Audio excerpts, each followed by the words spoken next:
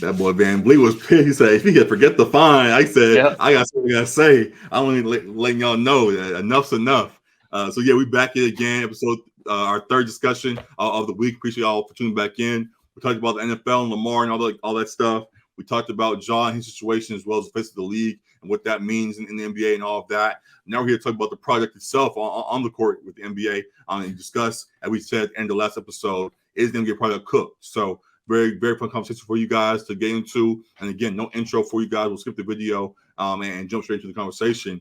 As I pointed to at the very beginning, Frank Van Vliet just last night, just last night, had went into a large rant. He said, "After fine, say what I say," and went off against a few refs in the league that have seemed to have bad handling of games and mishandling of situations across the league. And he wanted to shed light on it, regardless of what fine may come his way. What do you think of Fred Van Vliet's reaction to the play calling, and do you think there actually is a problem with how refs manage games these days?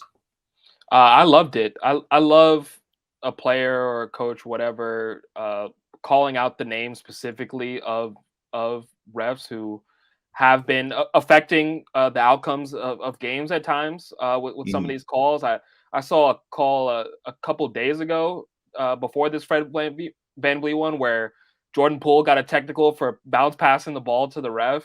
I'm like, what is going on with these refs, man? Like, no one is paying or tuning in to watch the refs call technicals and get guys get stars, especially sent out of games because they got a little bit emotional in a sport that's highly physical and highly emotional as well too. It's just, I feel like it's unreasonable for them to expect guys to be like robots. Of course, there's a line sometimes that can be crossed. Of course. But even when the line is crossed, it shouldn't be automatic ejections either. Like Scotty Barnes got an automatic ejection from Scott Foster for something he said questioned the integrity of the refs. He said he was saying to himself and got fouled. And that happened earlier in the season too. I forgot who it was. But I was talking to myself, and they still got an attack on him. So it's I don't know. These refs have gotten too emotional. I definitely agree with you. But So I love Van Vliet saying like F the fine. I'm just gonna speak my mind on this because he had like the receipts to back up what he was saying too. I think this referee Ben Taylor has been involved in like 5 of the 8 games where he got teed up, and 3 of the 5 were directly from this ref. So I can understand him saying it like it feels like it's a personal vendetta at this point. Of course, Chris Paul has the thing with Scott Foster as well, but we don't care about Chris Paul. So I think sometimes refs entrench themselves in the game too much to where it's like you're kind of hurting the product because we want to see these stars playing these games. I think there needs to be, I guess, more repercussions for refs. Maybe it's a fine. Maybe it's not a full on like suspension or whatever, but maybe it's a suspension after there's been several incidences of unwarranted technicals or unwarranted ejections. But I feel like there should be some consequences because there's been like blatant bad call, and even some of the just missed calls or bad calls too in games. This last 2-minute report doesn't do anything for the outcome of the game. The game's already over. So I think there needs to be some repercussions, consequences for bad. Refs should not be there to be a part of the game. They should be there to manage what the players are doing. And it feels like there's too many times when the refs are trying to make their impact felt in the game. It's like, you don't need to do that. Just let the guys play and let the game go however it needs to go. So I think that mindset needs to change. And with that, we think things may ease up going forward. On the grander scale, they already have at least slightly lessened up. There are times in the past where nobody we remember guys of the past like Joey Crawford, the old bald-headed white dude, I think it was. He used to always call teasing guys on the sidelines and was running around, making his presence fully as felt as possible during the game. So we don't want things to go to that extreme anymore while he is a notable figure. We don't really want notable guys as refs. I don't want notable refs. I don't want to know who you are. Y'all just come in, correct things when things have gone too far. But if things are playing at least close to as it should be, let things go and let's do the game that we want to. So I think refs have overstepped recently, and that needs to be readjusted. Only reason I would want a ref to be notable is if they're notable for calling good games. Like every time they step on the floor, I don't want a notable ref for giving out tees or And I think there deflecting the are a outcome. good batch of those guys, and we don't Yeah, know their names because they just go in and yeah, do the job. So we never hear about them, and they're right. just known as the guy that just gets the job done. So, Yeah, yeah, we want to continue to have guys like that be across the league, and the guys that continue to want the presence to be felt definitely continue to rid of that. So, we shall see how things continue to adjust going forward. We talked a little bit about the evolution of the game and how the game can evolve going forward. Did we post that? We didn't post that episode actually, just in regards to maybe not. rules and all of that. Mhm. But just in a quick way, do you think there's some rules in regards to refs? You talked about the 2-minute report. What type of fines or what do you think should be the treatment for refs that continue to, I guess, abuse their power?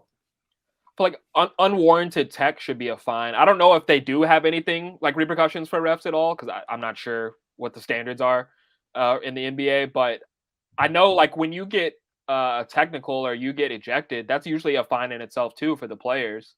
So I Mm-hmm. feel like the refs should be fined for technicals that were deemed like unwarranted. And if it accumulates to I don't know like it's like 16 techs for a suspension for players. So maybe like 5 for a suspension for refs or something like that. Mm-hmm. Where there's a system like that where you're tracking it for refs as well as players. Because yeah, I feel like there should be some structure to help course correct this over policing we're getting from the refs Right. in the game. Yeah.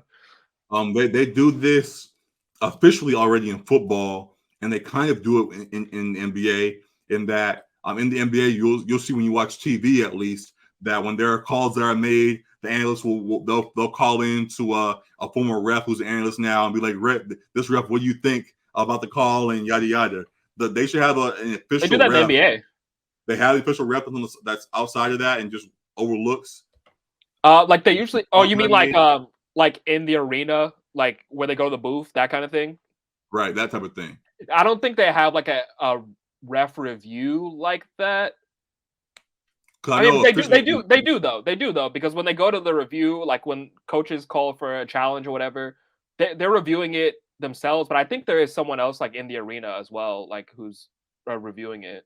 And Got I it. know Well, on the broadcast they call up like Steve Javy or whatever, who's like the right. former ref Yeah, to I discuss know it. that the But TV yeah, does that. I'm saying for the actual game, they should have somebody. And the yeah, NFL, or I don't know if the NFL does it. I think the XFL actually implemented it. With XFL, they showed recently there were highlights of a ref that was overlooking on video calls that were made and deciding what the call should be, probably mhm, placing the ball and things like that. So if they can further implement that or use that more properly, it was mhm. already in place. That needs to be a next step because, as we said, that there's too many times that refs and things interfere with the game. So yeah, definitely something that we want to continue to look at. There are other things we can get at in that regard, but we'll leave it at that for right now. Another angle I want to look at, there was another person that had some talks about the NBA recently. That was Kyrie Irving. He was on Twitch, I guess, recently, sharing his thoughts about things going on in the league and talked notably about gambling, how gambling has affected the experience with him and fans during games. Fans used to, at least at some regard, before all of his antics, however you feel about that. Sure. There are fans that would go in there's just praise and people that just go in to enjoy the game. Fans of basketball, like we talked about up in Section 300, just enjoying the basketball, watching the game as it is, and then going Yeah. about their day. Now you have fans yelling out, "I need another shot from my parlay. I need another shot from my. I'm trying to hit that over for me real quick." That's you. And That'd be you at the game. That's what he's hearing. not me. In person, I'll track it. I'll track it. But I don't think Yeah, it's no, I the feel same. you. I'll let it play as it is. But fans, I think there was nobly a clip actually of him going back with the fan, and the Right. fan was yelling, "Yo, just get your shots up!" Like the fan was just mad about him. And he was like, "Don't tell me how to play my game. I'm Right. gonna be like, I don't care about gambling. I'm just trying to do my job as I do it. Y'all just enjoy it Absolutely. what it is." Yeah. But now fans feel empowered because money's involved. To yell out, I guess instruction about how they want guys to play in order for them to cash out. So, Yeah. do you feel that gambling has had a negative effect on sports watching or just basketball in general? Yeah. I'll answer that in a sec. I'll just say real quick to the point about like the fan yelling it out about parlay or whatever. Like Right. I'm not mad at that specifically. I'm like if it's like crossing a line, you're talking about the man's family, calling them out of their name, like that. I'm like, I'd be more upset with. But they're talking about like sports betting or whatever. Like at some point, you kind of gotta have like a little bit thicker skin, like as a player, because like it may be annoying, but He had like, to, yeah. I mean, there, in the video, he went back at him. And he was like, "Whatever, dude. Like, I'm gonna play my game. Don't tell me how to do yours, whatever." And he went about his business. But I guess after the fact, he was just like, "Man, like, I don't have just regular conversations with fans no more. It's always just like, yo, can you just hit my parlay? Can you just do this?" So it's like, I just want to enjoy the game and go about my business like everybody else. So I sure, get where he's coming from. yeah, yeah. I'm just saying, like, yeah, as long as you're not like disrespectful, like that's still like funny to me. Like that's part of the fan engagement too. But as far as I the can see sports how it's gambling, respectful though. as far as it's funny though. Yeah, Like yeah. get some more shots up, bud. Both Um, sides. as far as the sports gambling aspect though, I can see how it has affected in a negative way though the product of the game, where Mhm. fans are tuning in solely to win some money off the game. It's not because of the love of the game or Right. because they like a specific player or a specific team and want to see them win. They got money riding on it, so they're watching the Rockets versus the Pistons or whatever, Right. some nasty Right. game. It's not necessarily that you're a fan, so I can understand uh, part of like where Kyrie's coming from, to where like kind of throwing off the sanctity of it. But there are still fans that also enjoy the game too. Like I think there just needs to be a balance. Right. Sports betting is fun, daily fantasy is fun, but it's always about balance. Because I Mhm. think it's gonna be there. It's helpful to the game as far as expanding it to another base of people who maybe wouldn't be interested normally. Right.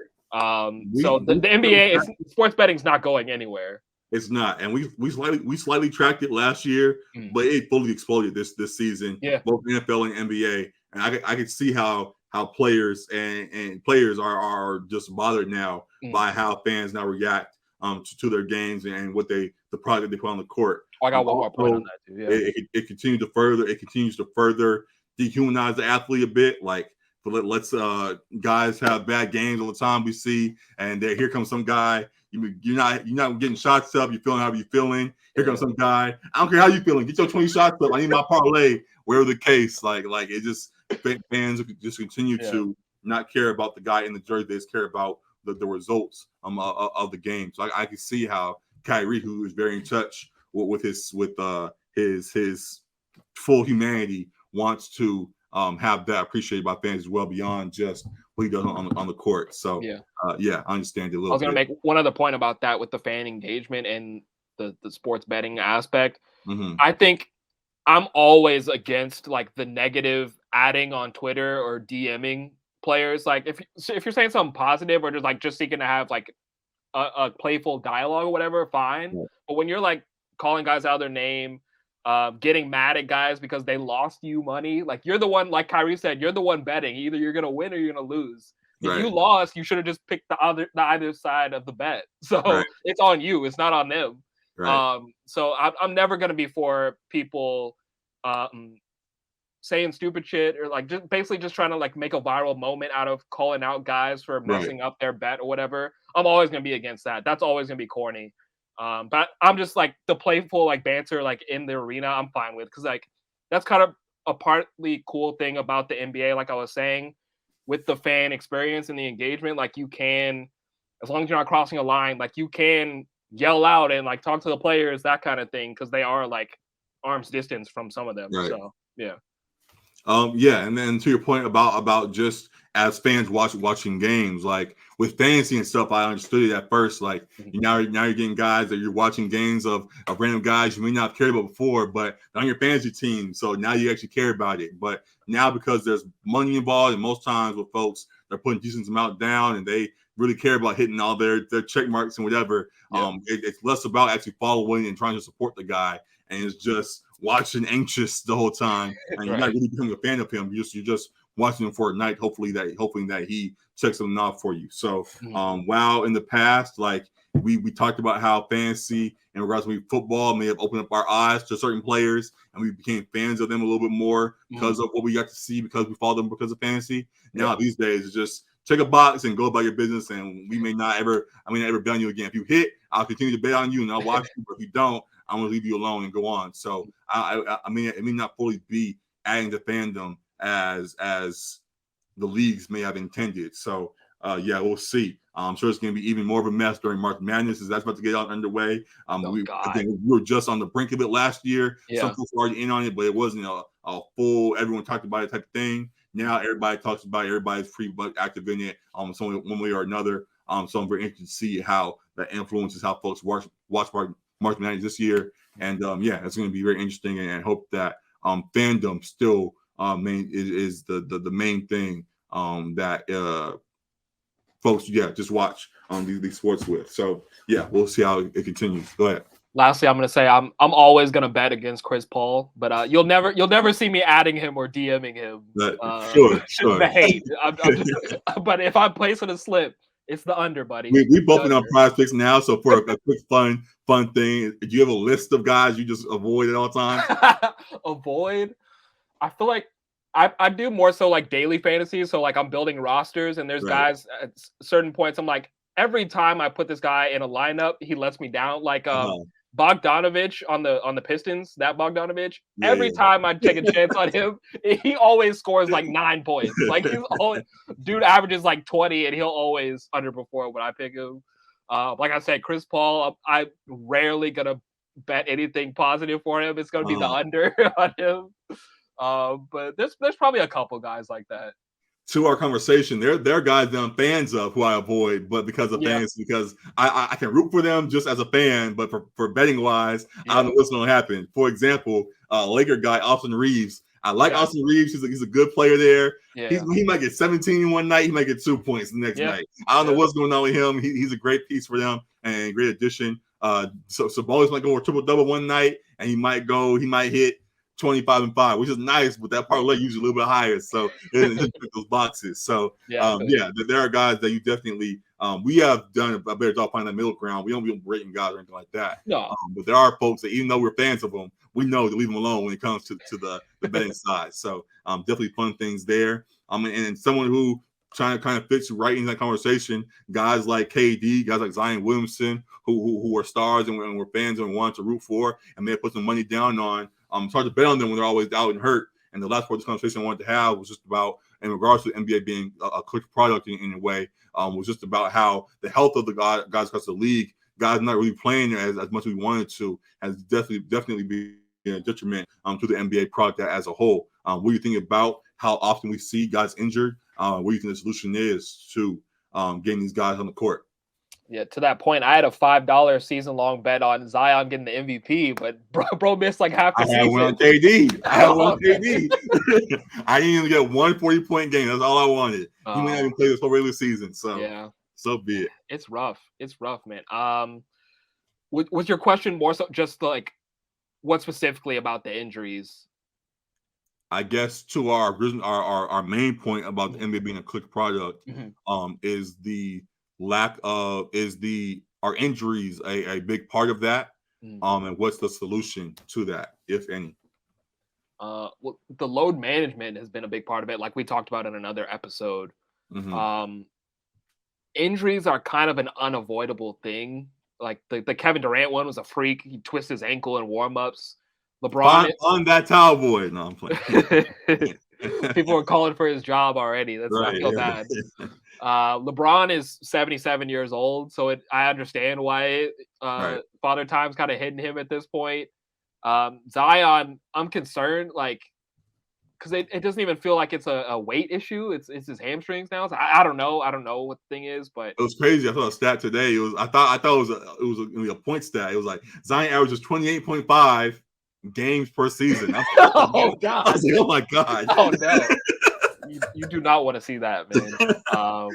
So that hurts. It really does, and some guys are injury prone, unfortunately, and it derails their careers. But I think injuries are kind of an unavoidable thing. If we can eliminate back-to-backs completely, I think that's something that would be good for the league. But other than that, for players, but I think for a product, like I think back-to-backs still are a fun thing to follow and seeing how guys bounce around cities and all that and get back on the court. Oh, I'm fine watching it. I'm just from the injury standpoint, guys playing back to back, like Isaiah or is Emmanuel quickly. Right. He played 55 minutes and then he played 35 minutes the next night. Like Got it. that's a Got it. lot on your body too. So part of that is a Tibbs issue because he just runs his guys into the ground. But Mhm. I just like from a health like recovery standpoint, I can understand like getting rid of a back to back when you have an 82 game season. Like it feels like there is space sometimes for not needing to play 4 games in 5 days or whatever when it Mhm. happens sometimes. So I can understand it. I know the older generation is gonna call guys soft for I not was gonna wanting do to that do back myself. to I backs, was but gonna say, like, even in that, how much catering are you gonna do to the modern player? Like, eventually, it's like you guys gotta play. Like, we can but only stretch to the that season same so much. token, We to can that same only give y'all so much time. Y'all yeah, gotta go play at some point. to that same token, maybe some of those older guys might have been able to play a little bit longer if they didn't play 38 minutes 2 nights in a row kind of thing as well. Sure, So sure, I think there's room. It doesn't always have to be like because I had to suffer, you do too, kind of thing. Like right. there's room for improvements and evolutions. But that's really the only thing I can think of as far as injuries because you already get guys load managing when they're not hurt. So Mhm. it's kind of it can be a freak thing. It can be an age thing. Some guys are injury prone, but I think injuries are going to be unavoidable. Are we officially at the time where it's been debated for a while now? But are we now officially at the moment where it's time to cut down the season and go from 82 to 70 games? I'd be fine with it. If that was the solution to make there no back to backs, that kind of thing, Hmm. I'd be fine with 70 games because I think we pretty much kind of know who teams are. But argument against that is this season where you got a lot of West Conference teams that are very much like in lockstep with each other. Hmm. So I feel like not messing with the 82 game format and the play in tournament, which I think has been a great addition. Um, I think I'm fine with them sticking to 82 games. Hmm. I don't think it should be any more than that. That's why, like, if there is an in-season tournament, it should be part of the 82. I feel, Right, and not in addition to the 82. right. But I'm fine with them sticking with 82 game season. Got it. I guess just to point to just for that example's sake, 70 games. We are at 66 games right now. So they only Mm, instead of having 14 games or however much left, we mm, only have 4 games left. And the Lakers are at 32 and 34. They're at the 9 seed. right. I guess at the end of this conversation, we'll throw in a conversation about them. Okay. We think of this situation now. Seems like things are starting to fall in their way. Honestly, Yeah. Some whether teams losing ahead of them too. Yeah. losing injuries or whatever the case may be, all Yeah. these things keep following with teams ahead of them are opening up opportunities for Lakers to continue to climb. So Yeah. are you feeling good about the Lakers right now, and where do you think their limit is at this point? Yeah. Confident in a playoff spot. Like I originally said, you kind of laughed at me. 6 seed, I think, is their ceiling. Mm-hmm. Um, and I still will stick by that. I think while they've been playing well, there are teams that are better ahead of them and healthier ahead of them still. So I can see them getting as high as 6, but Mm-hmm. I think they're solidified as a play-in team and potentially a lock playoff spot. Yeah. Got it. Got it. And with that being the case, there have been a lot of Health folks that, health health dependent, of course. Like of course, KD goes down, we see that a Mo West Bam Bottom floor Mo can Bamba's change out the for whole 4 season. weeks or whatever now. Yeah, So we see that West Block can change your whole season just that alone. So right. it's definitely help dependent. Yeah. But then with them being locked in the playoff spot, seeing who's at the top, they're in just anybody above them. What teams worry you at this point? With all the injuries and things that have gone on in the last week since we had our contender list that we put together. You said what teams worry me, like as a Yeah. Lakers fan? So like for example, Okay. do the Nuggets worry you? Do the Kings worry you? The Grizzlies and Suns, I guess those are question marks because of jaw and injuries and all of that. Right. Then the Warriors, Clippers, Wolves, Mavericks right now are ahead of you. How, So is how this many of them talking about seem like a playoff series or correct? okay? Um, I honestly like, and I respect the Nuggets. I wouldn't be worried about them in a 7 game series, to be You think honest. you win that?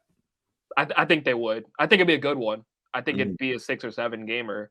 Mm-hmm. Um, health, of course. This is all health, like Yeah, but again, healthy we're LeBron there. AD. We're there. Yeah, go ahead. Yeah, I think LeBron and AD win that series with the team that they now have and the depth that they have. Correct. Yeah. Kings, salute. They've been playing really well, but I think the Lakers beat them in a 7-game series. Grizzlies too. Suns is interesting with healthy KD. I think that's a real fight. I think that's 7 games, and it could go the Suns' way. So I'd say Suns potentially worry. Warriors, I'd still worry when they're healthy. When Wiggins is there as well, he's had personal issue, which hasn't been disclosed, and has been away from the team for several games. Yeah, right. So I don't know if he comes back or not, but if he does, they're probably second most feared team in the West right now. Right. Clippers, I think the Lakers would feel good in that series too. I think it's another long one, but I think the Lakers would feel good about their chances. I'm at the point. I don't even care who wins the series. I just want it to happen. I do too. I really do waiting for decades now. Just make it happen. I don't care who wins. The perfect time too, with now Russ added to that after he's been on the Lakers. That'd be beautiful for the storylines. Right. But that's it. They should not fear the Mavericks. They should not fear the Timberwolves, Pelicans. It's really the Suns and the Warriors for me that I'd be worried about if I'm the Lakers in the playoffs. Got it. Okay, so I'm fine with that. I understand if you're a Nuggets fan, you're mad at me for that because they're the 1 seed. But I think Nuggets still give you all a real good run as they have continued to click. The Kings have not slowed down as you thought they would.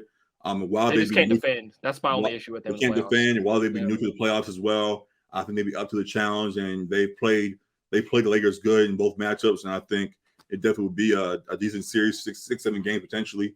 And yeah, Grizzlies are a question mark because the Lakers have their number. The Suns are a question mark because of KD. Well, if healthy, I think I feel the Suns in that. And then I just agree with what you said for the most part. So yeah, there'll be fun stuff to look at going forward. Just excited to see how things wrap up. Hopefully, the product is not cooked to our original question. And we continue to enjoy the game. And guys, the playoff product has still been good. So hopefully, that continues. Hopefully, refs stay out the way and all the stuff we pointed to. And gambling just doesn't influence players too much. Just to go back and refer to everything that we talked about in this episode, but definitely good stuff across the board. The last small thing as we close. Any word about Pau Gasol getting his name in the rafters in a crypto? Yeah, no, that was great to see. That was a great moment for Pau and his family and Lakers fans. Huge, crucial part to those 2009, 2010 championships with Kobe.